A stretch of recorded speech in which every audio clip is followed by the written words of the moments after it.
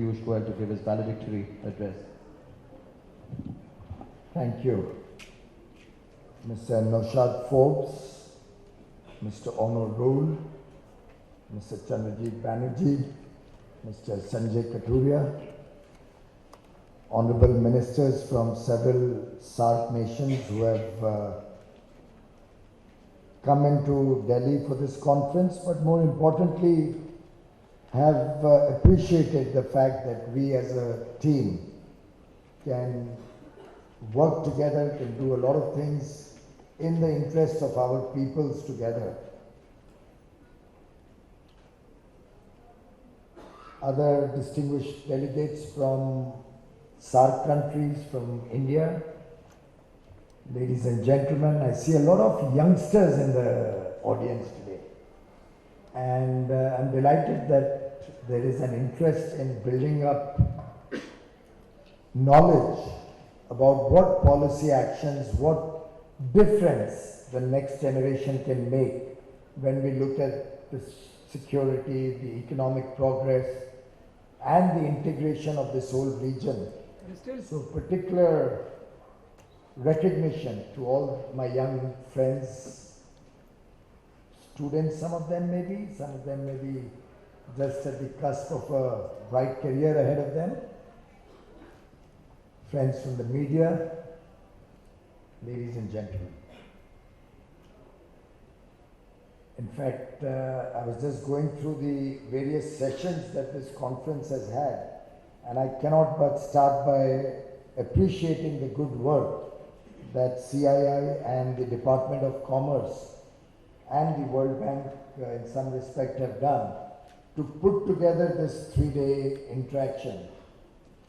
Particularly when we see all across the world regional cooperation becoming the mantra of the day, whether it is the American trade pacts or local engagements in and around the United States, the European Union that Mr. Rule just mentioned about, ASEAN on the other side,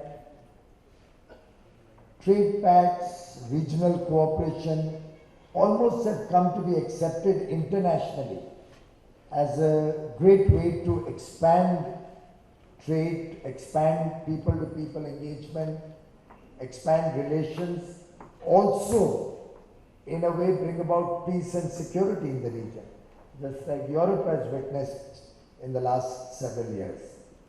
And in that sense, the sessions that I saw have been held in the last 3 days, in fact, reinforce the confidence that CII must have had when they put together this South Asia Economic Conclave, that together all the countries of the SAARC region can make a difference to our people's lives, can make a significant impact in this region.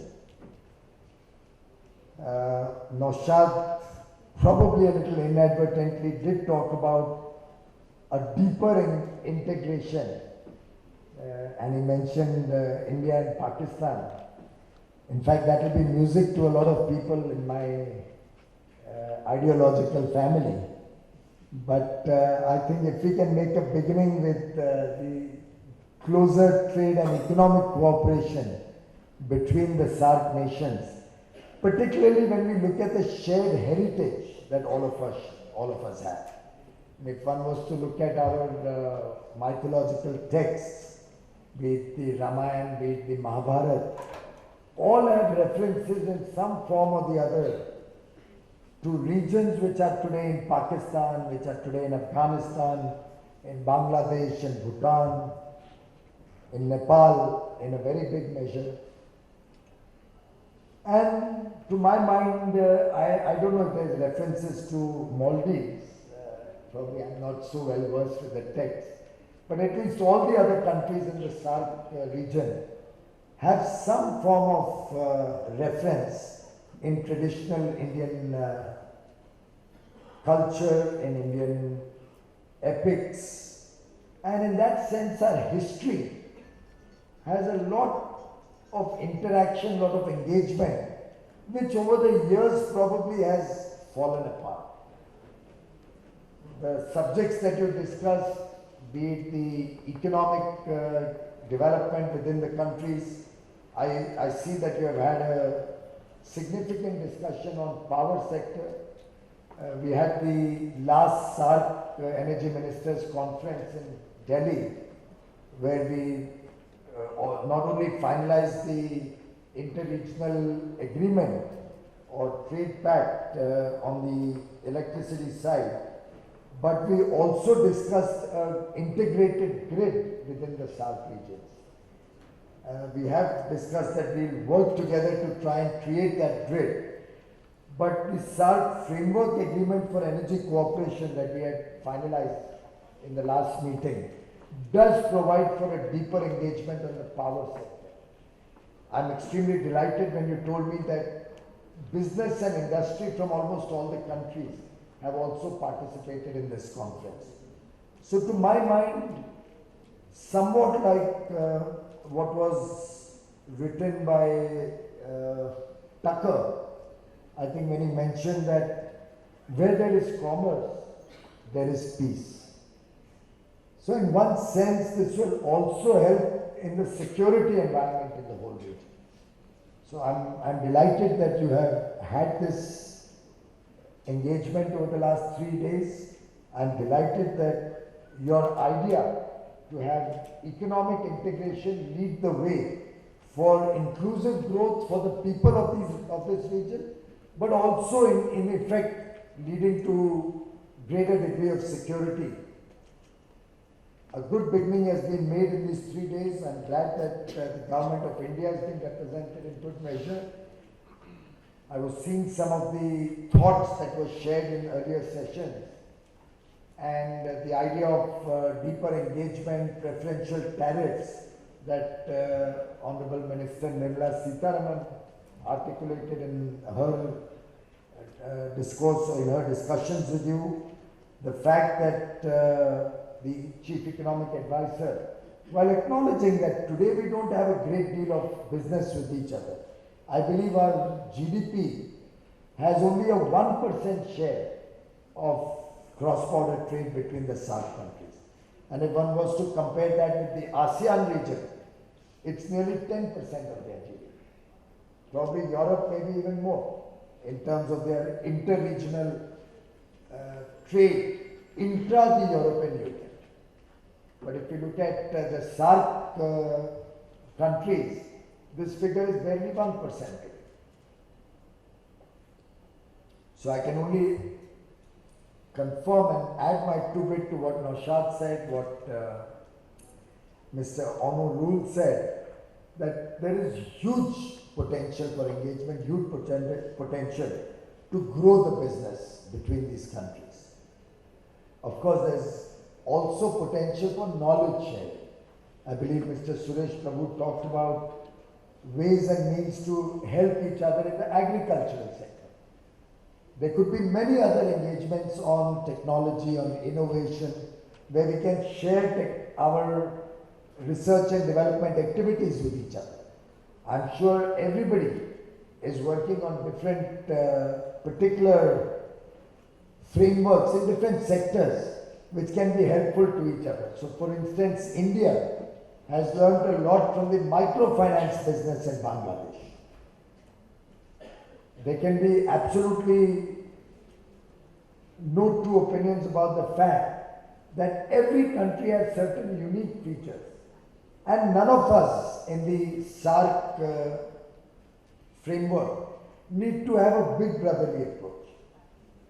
So Prime Minister Modi has given out a deep message when he invited all the heads of state of these countries to participate in his swearing-in ceremony. And he very rightly articulated that India will not be a big brother. India will be a partner. India will be a friend. India will work with equal respect and relation and concern when it comes to engaging with all these countries in the SAARC region. And I believe that message has helped to strengthen the ties, be it with Nepal, be it with Sri Lanka, hopefully with other countries in the future. But this message that Prime Minister Modi articulated of oneness within the region, of working together as friends, as colleagues, as equal partners, is a message that portends great future for even expanding the trade and business relations within these countries. In fact, we have about a fifth of the world population in these areas, in these eight countries in the SAARC region. Now, 1/5 of the world population, but still reflecting only about 9% of the GDP. With this kind of a skew, obviously we have a large part of the world's poor living in India. But then we also have the advantage of the demographic dividend, that we have a lot of youthful power within these countries. And almost all these countries would have a very high share of young population below the age of 35 or 40. So now it's up to us to see how we can engage with each other, how we can help each other in the various programs that some of which may emerge from India, some may come from Pakistan, some may come from Bangladesh. Can we as a team share best practices with each other? Benchmark with the best in the world, but help each other achieve those benchmarks. And take this 1/5 of the world population to greater heights, meet the aspirations of our people, and maybe going forward, gradually integrate our nations, maybe with trade pacts, maybe with power through an integrated electricity grid, maybe through skill development support to each other, technology and innovation support to each other, helping each other in the time of need.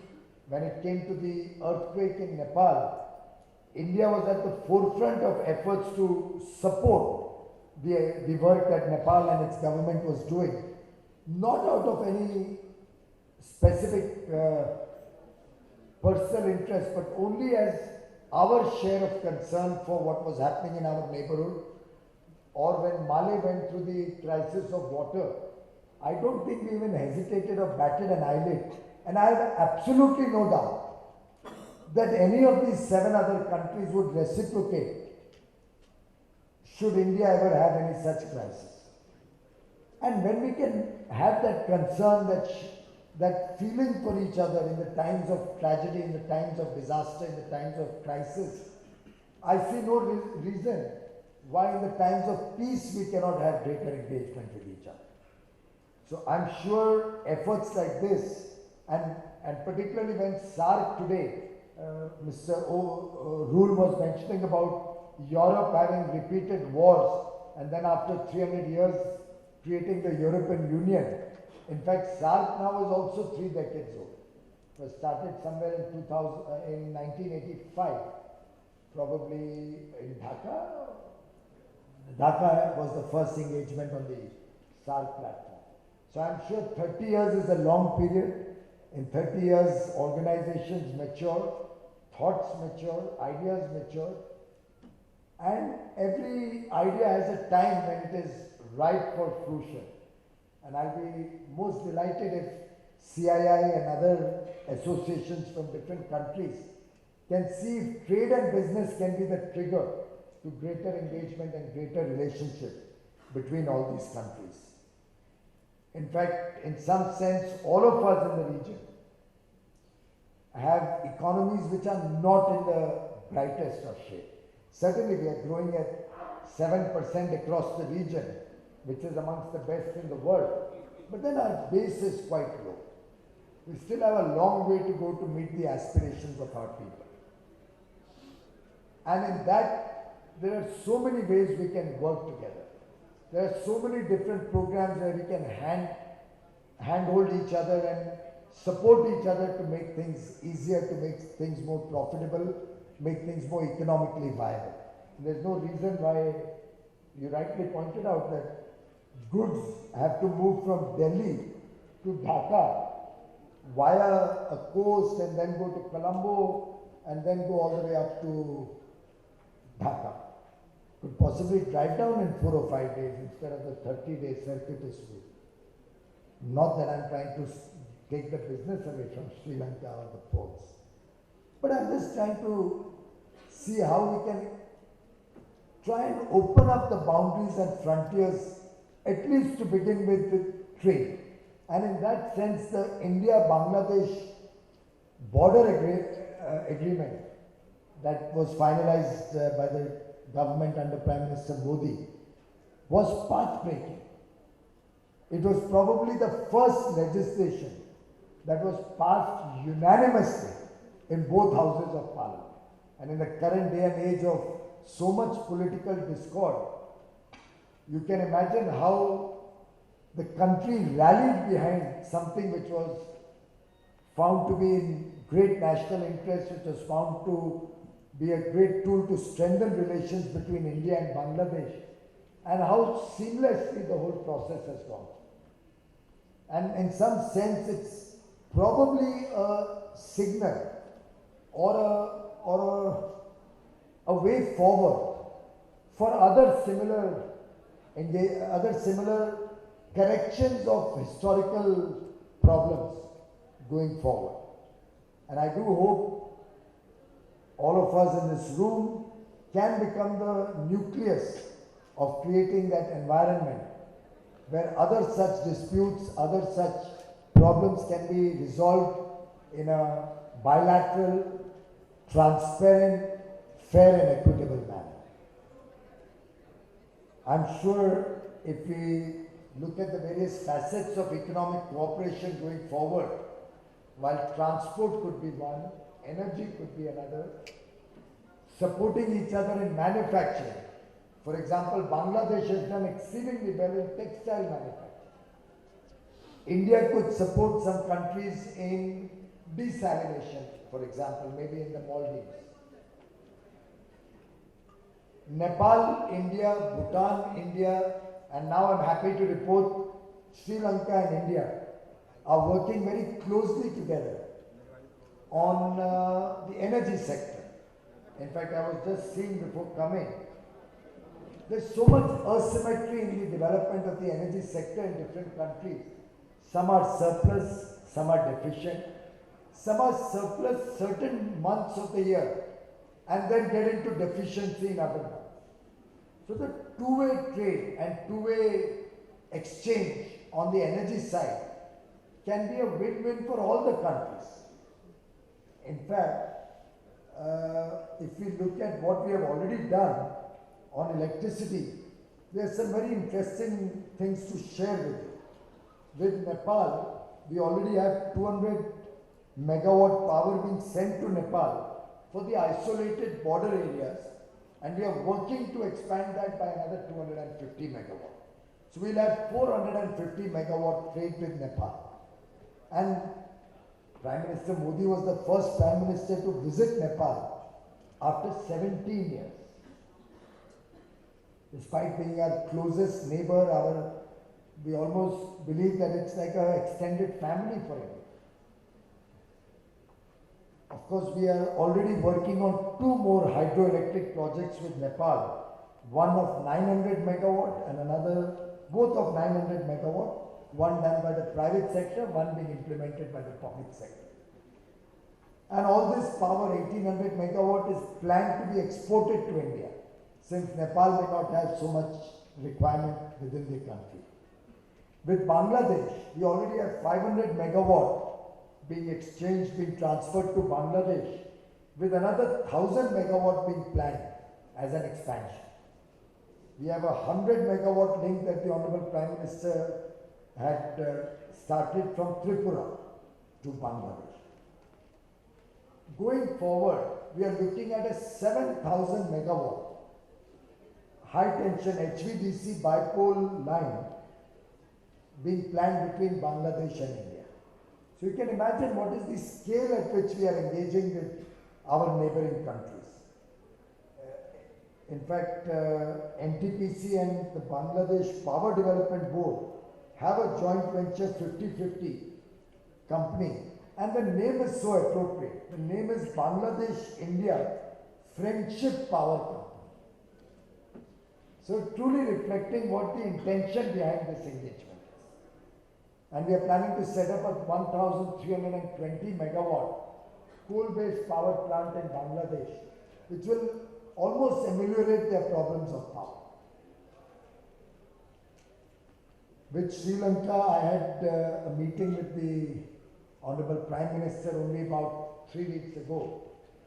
And there's a project between NTPC and the Ceylon Electricity Board, which has been hanging fire for years together. The location was selected, now they're looking at another location. But we have both agreed that we will now fast track the project. The new government there is very keen to set up a 500 megawatt plant for which they are looking at expeditious approvals, land availability. We on our part have assured them complete support to set up this project on a very fast track basis. The idea being that together all of these regions can really take the power sector to new heights on really taking it fast forward. I believe with Bhutan also we have projects working on the power sector, and I see no reason why our intention to work with Maldives cannot be taken forward quickly.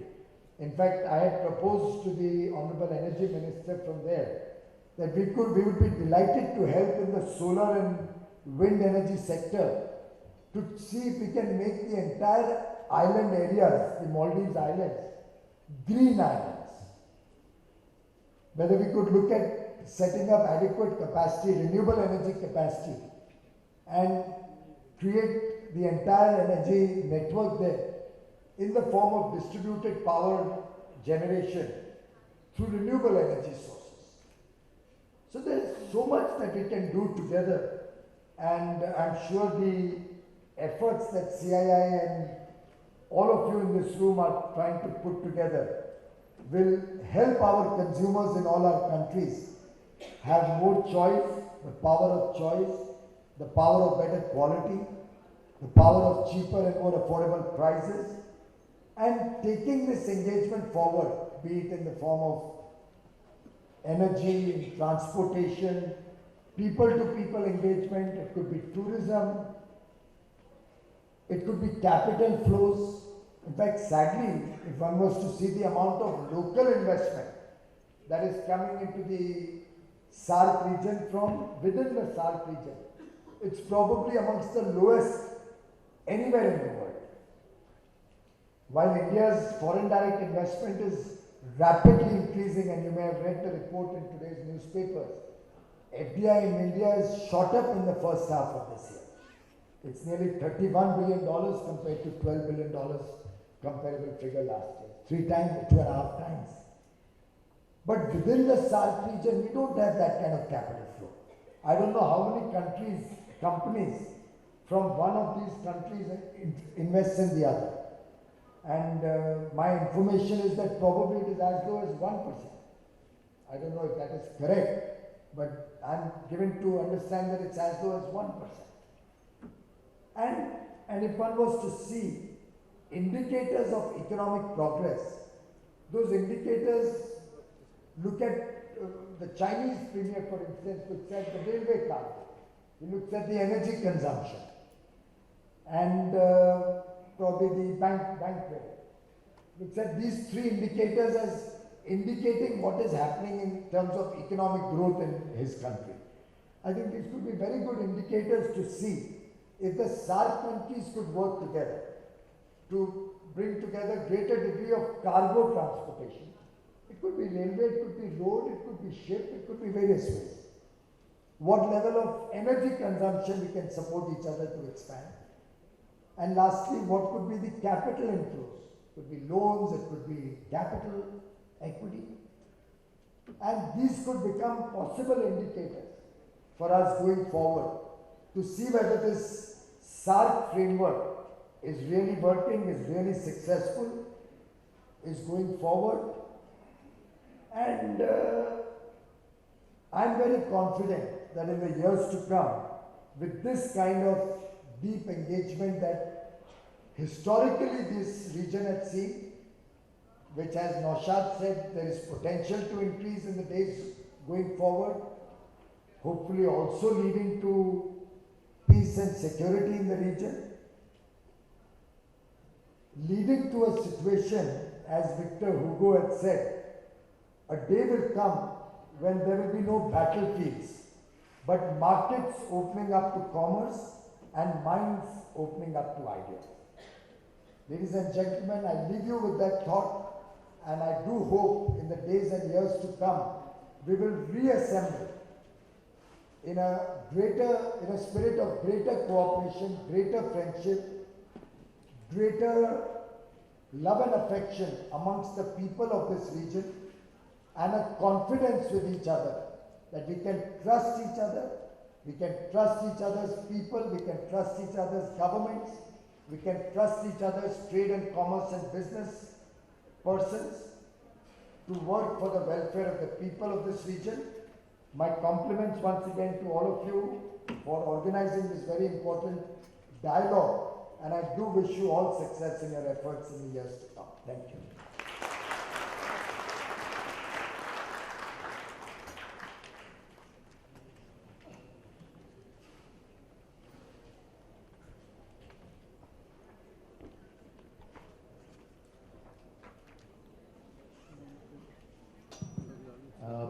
Thank you, Honorable Minister.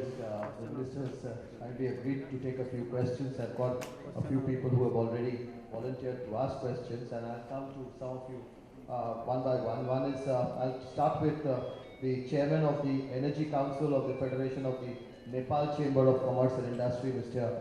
Gyanendra Lal Pradhan, to ask the first question.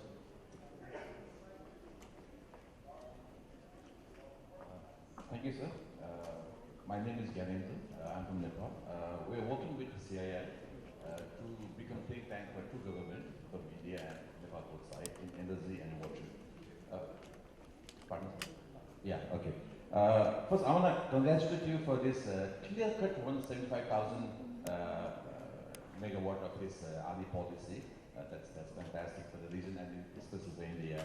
And I want similar clear-cut policy in water works, because now I can see in next 10 to 15 years, energy will be there. You are here, so energy will be there, but water will be the biggest problem. So my first question to you, Minister Sir, is that after 2022, evening peak will be one of the biggest problem, because we are going too much. Gentlemen, this is a very interesting question, but also it could mean I could get back to a 1-hour speech on this. I think we have lunch waiting for us after this, and I'll try to be very brief. To the gentleman from Nepal, you are spot on. I think we used to read the next world war is going to be fought on water. And we already seen signs of that within certain countries and then inter-country also. Very, very valid point. I feel the world has not yet appreciated the seriousness of the water issue to the extent it should. And one reason for that is that with the population density in the poorer countries being much higher, the problem of water is faced more in the relatively undeveloped or developing countries. Whereas the more developed and richer countries have sufficient amount of water. So probably that could be the reason why this has not caught international fancy as yet. Of course, California right now is going through a serious drought. Right? So it's gradually, this is going to catch up with the rest of the world also. But you raised a very valid point. It may be a good beginning if the 8 countries in the SAARC region, at least in a fair and equitable manner, or in a manner of trust, also keeping the leverage that in different types of crisis, we can support each other. So we need not have iron-tight frameworks where every ounce of water is calculated permanently. It could also be linked to the season, linked to seasonal requirements in each country, when agriculture takes place in one or the other country. But it may be a very interesting point on which, if this engagement can be taken to the next level, where water is taken up as a focus. But I do grant you that this is a subject we are all aware of at the back of our mind. but we have not yet brought it to the fore. So I appreciate your raising this point.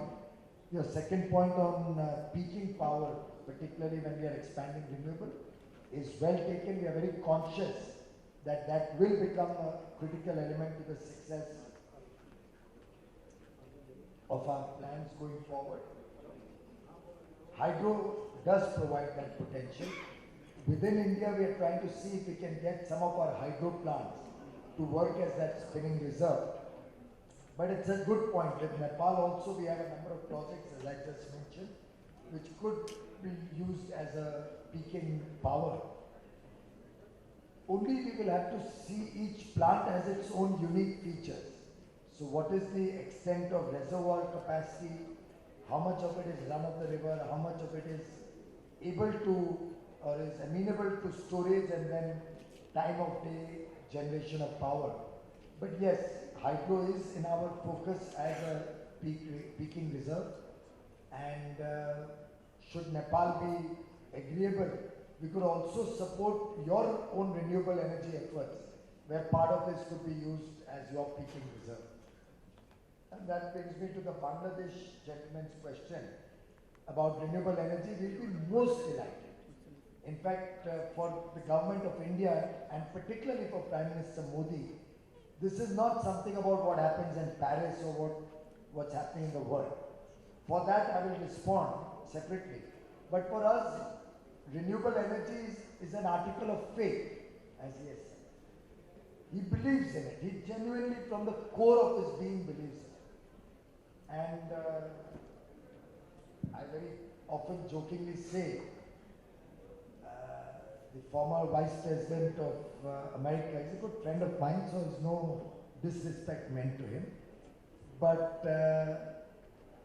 he came out with the inconvenient truth. But my Prime Minister, who was then Chief Minister of Gujarat, came out with his articulation of convenient action. And he wrote about it. So he does not believe only in highlighting the problem, he believes in action to work towards resolving the problem. And we'll be delighted to support all the countries in the SAARC region with technology, with skills, with capital, whatever. I'd urge all of you, in fact, Chandrajit, what we could do is, in the Reinvest 2016, we could look at a separate session and we invite the Honorable Ministers of Energy from the SAARC region, and I will sit in that session myself, and let's do a session on so that we don't have to duplicate another engagement. We'll be happy to invite all the energy ministers. Let's see how the response is. We'll urge all of you to go back to your countries and request them. It is 18th to 20th of February. The Honorable Prime Minister himself is going to inaugurate it.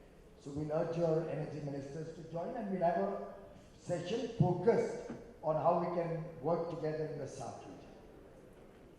Well, the gentleman from Afghanistan has actually educated me today. I've noted down your 6 points, 6 components of connectivity very well, sir. It will also make very good political messaging for me going forward. But apart from that, I do appreciate what Afghanistan has gone through. Over several years, there's been a lot of pain, a lot of problems, and I can assure you, sir, our government is absolutely ready and willing to engage with the Afghan government in whatever areas of the 6 areas that you mentioned. And if you look at the 4th point, the 3 sub-points in that. We would love to expand and increase the engagement. I remember one of my earliest favorite songs was that Kabuliwala.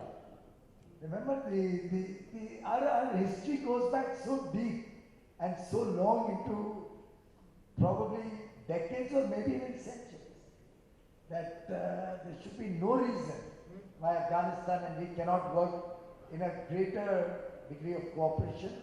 Of course, we both also have the shared problem of border security and our internal security management.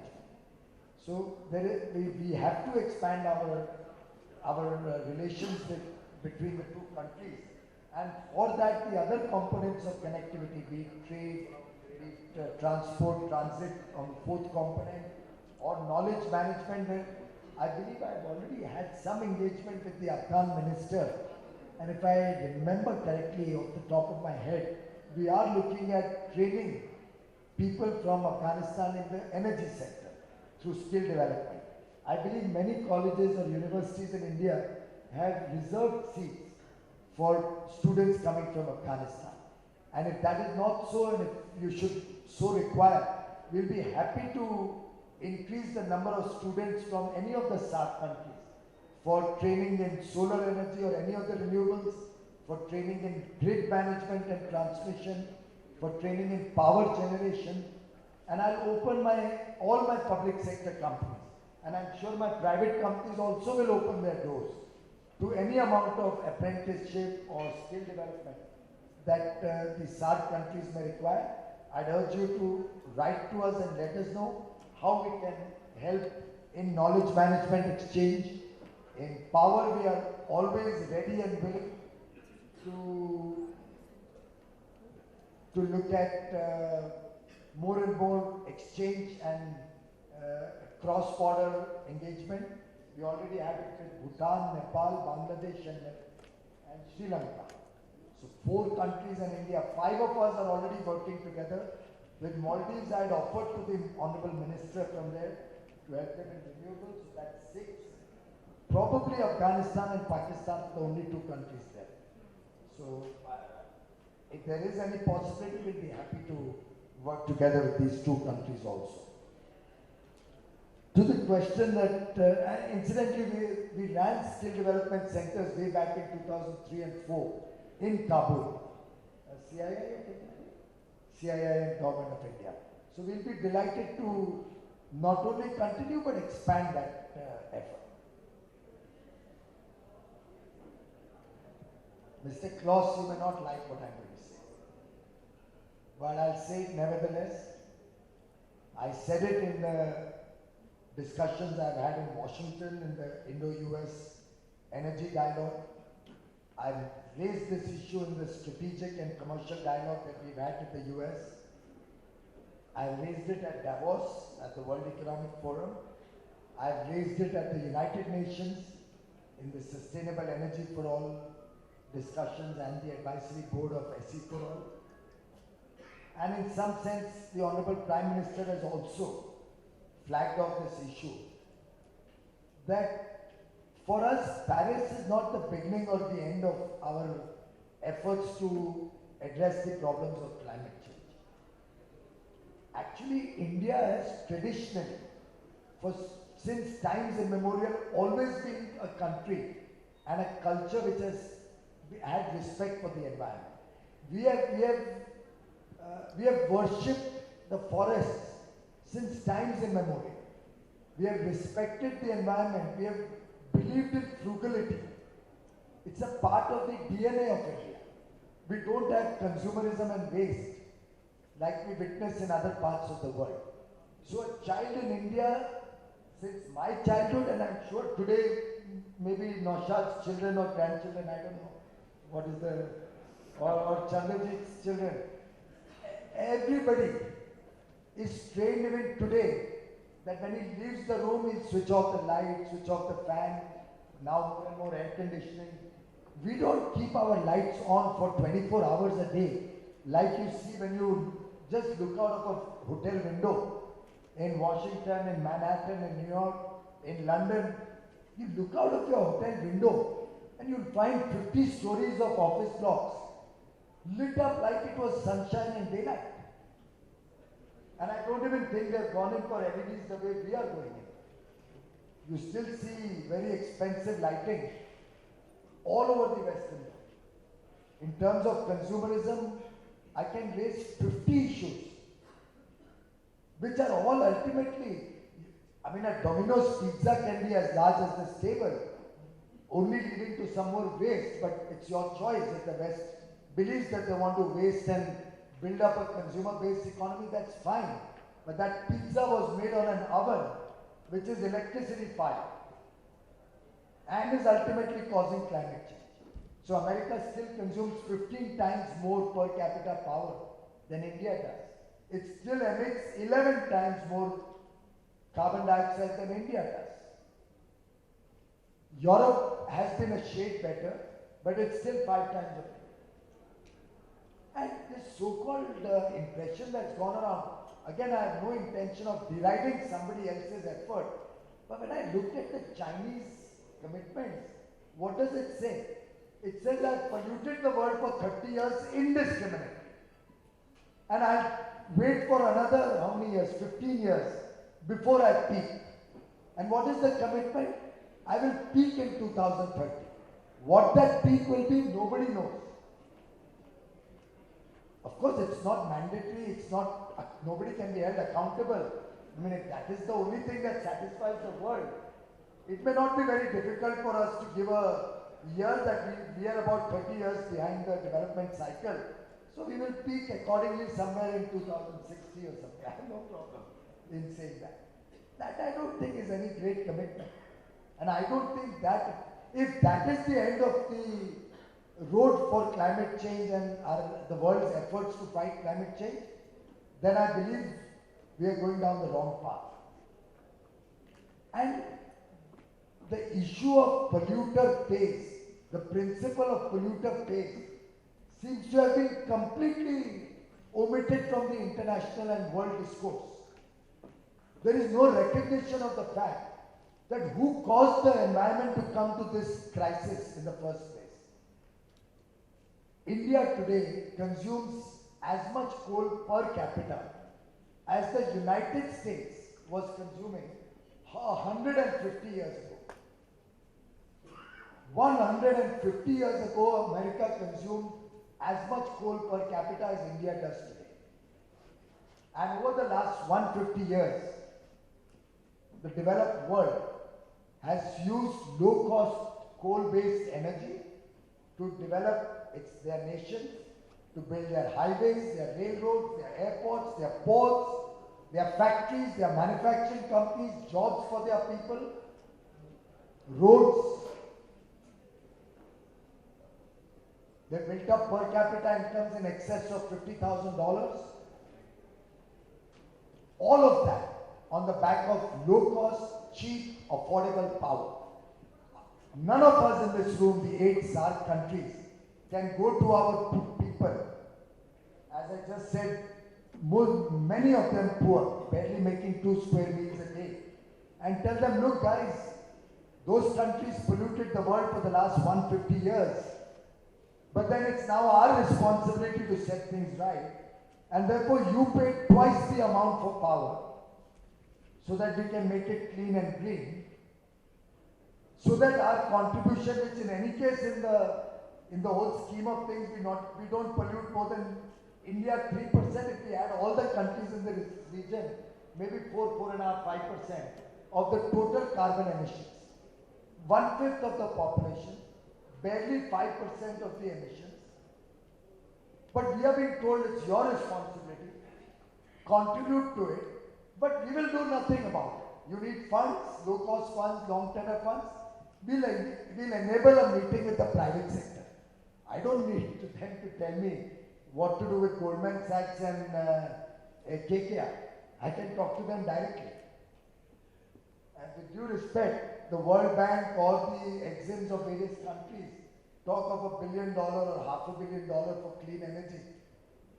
And when I go out into the world, they talk of green energy funds. I went out into the world looking for green energy funds. And lo and behold, what do I find? Not even a 10 pips reduction in the interest rate. Interest rate is based on your financials and your credit rating. So what is a green energy fund? It's good optics. Sounds nice. Looks good to call it a green energy fund. Period. So no low-cost funding, no long-term funding available, no support in any of these efforts. I go out for technology. So the next challenge, I'm told, is going to be hydrofluorocarbons, air conditioning, and it's going to expand in the days to come. So I'm told we must do something about it and reduce the hydrofluorocarbons. That damages the environment more than anything else. And then I say, okay, so help me get me the technology. No, but we don't have the technology. That's in the private sector. So if government's role is only to support private sector make more profits, then I don't think we are on the same page. It's high time the polluter pays principle is respected. India is probably the only country which has quadrupled its coal cess from 50 rupees to 200 rupees within a year. 50 to 100 in July last year, 100 to 200 in February this year. And we use all that money to provide funds to support renewable energy, meet our 175 gigs ambitious target to create renewable energy capacity, the largest program anywhere in the world, never attempted in history. In energy efficiency, we lead the world. We are planning in 3 years to be free of all incandescent bulbs, completely LED nation. And what will we save, sir, with that? We'll be saving 60 million tons of carbon dioxide emission every year, 20 gigawatt of peak load capacity requirement, installed capacity, and 100 billion units, that is worth $6 billion roughly. 100 billion units of energy consumption will fall. That is true contribution to climate change. That is effective action on the ground. We are looking at solar rooftop 40,000 megawatts. Which other country other than Germany has gone in for this scale of solar rooftops? So I think too much talk about Paris. Of course, let me tell you, India will be better than the rest when it comes to our commitment, because we believe it's at the core of our philosophy, of our tradition, of our heritage. My Prime Minister said it when he said not only should we aim for zero defect in the Make in India program, but we should also aim for zero effect. And that's the concern that we have for the environment. But to us it comes naturally. It's ingrained in our DNA. I think it's high time the world asks questions of the consumer-driven economies. A, what are you doing to reduce your consumerism? B, what are you doing to make up for all that carbon dioxide that you put into the atmosphere? I hope World Economic Forum and other such bodies like the World Bank will take this message to the rest of the world, rather than only write nice position papers and give us lectures in different fora. I'm sorry I get passionate when this topic comes.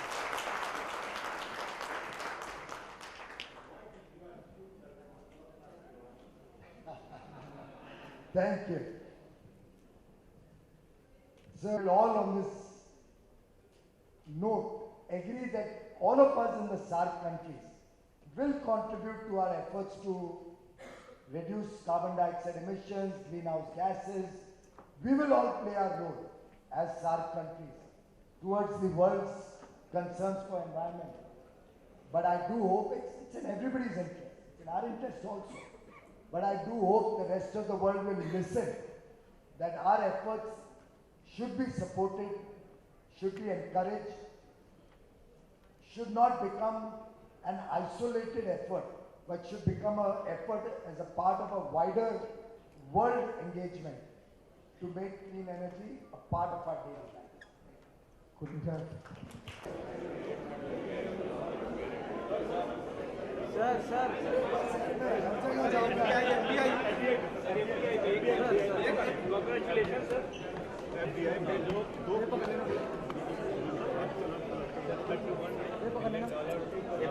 Only one issue. Sir, how soon can we expect tailor-made package for the state? Just one question.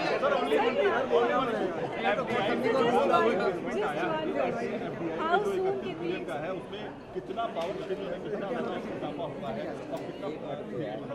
ये continuing process है. पहली बात तो ये है कि जो अंतर्राष्ट्रीय स्टेज पर भारत का रिकग्निशन हुआ है, भारत पे विश्वास आया है लोगों को, और भारत की नई सरकार के नेतृत्व पे लोगों में भरोसा है. और ये भारत में तो भरोसा है ही, जो इतने सारे चुनावी नतीजों से आपको मिलता है, लेकिन पूरे विश्व में जो प्रधानमंत्री श्री नरेंद्र मोदी जी ने भारत की साख को बनाया है, उसका एक सबूत है, उसका नतीजा है. और एक तरीके से बाकी पार्टियां जो थोड़ी आलोचना करती थी उन सब के लिए एक सीधा जवाब है कि प्रधानमंत्री जी के अंतर्राष्ट्रीय इमेज, अंतर्राष्ट्रीय स्तर पर उनकी जो रिलेशंस बनी है सब कंट्रीज़ के साथ, और जो विश्व भर के निवेशक आज भारत में निवेश करने में अपने आप को सुरक्षित महसूस करते हैं, क्योंकि एक ईमानदार सरकार है, पारदर्शिता से काम हो रहा है, तेज़ी से निर्णय हो रहे हैं, उनको यहाँ आने में सुविधाजनक सहायता मिलती है।